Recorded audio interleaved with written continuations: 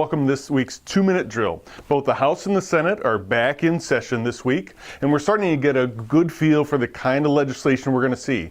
A lot of it is bad news. There are some good bills out there in particular, but just recently we have seen the constitutional amendment that would allow for creation of a graduated income tax.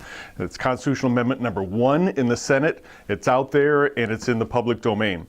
Also, an important issue for the retail community is a bill that we think will get serious consideration that will eliminate the prohibition on rent control in communities across the state of Illinois. Of course, rent control is a terrible idea, allows for disinvestment in housing stock, and is a terrible idea, but that bill is going to get some serious concern, I think, in the real estate industry, and something the Illinois Chamber is very opposed to. Financial transaction tax, unfortunately, we've been talking about this for years, a tax on every financial transaction that's out there. Supposedly it's geared towards Wall Street, but it really would impact every single one of us if it were enacted in the state of Illinois. Also, Medicare for All, kind of mirroring discussion out in Washington and the presidential campaign. That legislation has been introduced here. We don't think that's a serious threat, but seriously, it has come to Springfield as well as Washington. Finally, I will say this week, the major issue is going to be minimum wage increase.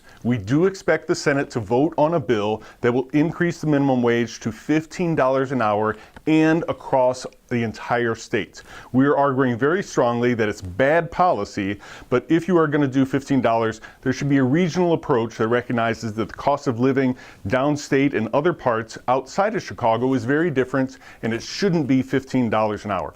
So we definitely want to go ahead and defeat $15, but we are arguing very strongly that if that's what the will of the legislature and the governor, that they've got to have a regional approach that recognizes the cost to small business in particular in all across the state of Illinois, and you shouldn't just peg it to what Chicago can afford.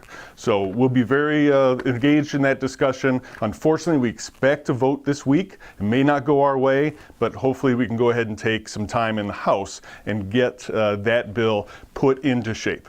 I look forward to talking to you next week.